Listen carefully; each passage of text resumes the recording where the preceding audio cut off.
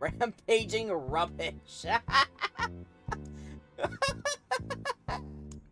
Yeah, I like that one. That sums me up perfectly.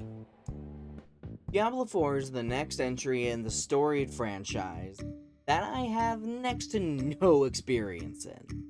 I played a little bit of Diablo 3, but I didn't really love it. I played a little bit of Diablo 2, the recent Resurrected Edition, Mastered Edition, and I did enjoy that more than I enjoyed 3. And Diablo 4 is definitely closer to Diablo 2 than it is to Diablo 3.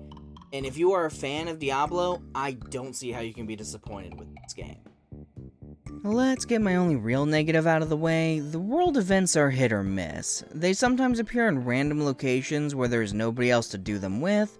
This isn't a big deal, but it means I end up just skipping a lot of them. As someone who mostly plays solo, it isn't a huge deal, as they mostly just serve as another way to get some good loot, but I'd rather do them than not. Look, I'm greedy, okay? I don't want to miss out on loot. Now let's move on to the positives. The first thing you're going to notice in Diablo 4 is how amazing the cutscenes look. They are absolutely spectacular and it makes them worth watching. The intro cinematic introducing Lilith is so good and truly makes her look creepy as all hell. It is a fantastic villain introduction and she doesn't even really do anything. The intro did its job and got me hooked. I want to see more. Look, I'm sorry, game is a 0 out of 10. Lady isn't hot. And discover who you were meant to be. Break the chains and be beautiful in sin. Yeah, that sounds like something, alright. Never mind, game is a 10 out of 10. Demon Lady is hot now. Diablo's bread and butter is the skill tree. I'm playing as a druid at the moment and I'm having a blast. You can respec at any time for very cheap, which has encouraged me to try more skills. I don't feel stuck if I accidentally get a skill that sounded good but doesn't quite fit my build. I'm really enjoying unlocking skills slowly, building up my character to fit my playstyle. There's so much variety even within classes that makes Diablo 4 incredibly replayable. Oh great, Diablo 4 and Tears of the Kingdom? That's okay, I don't need a social life. Not necessary.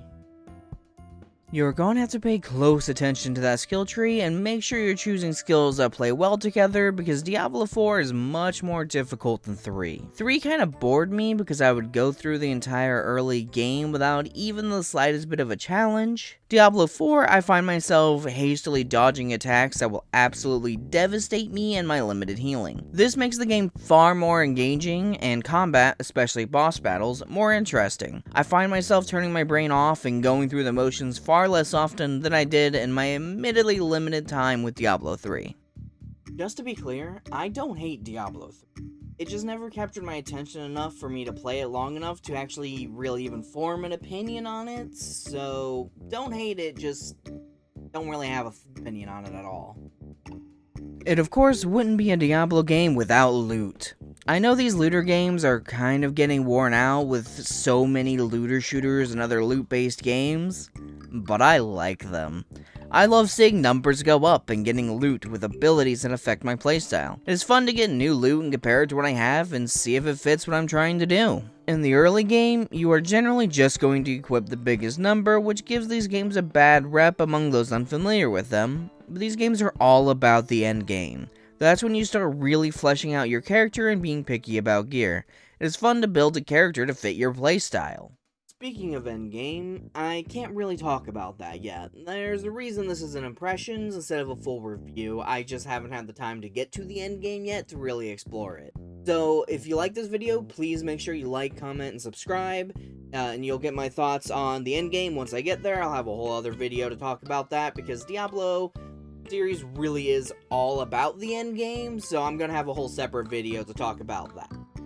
So thank you guys for watching, and I hope you guys have a wonderful day.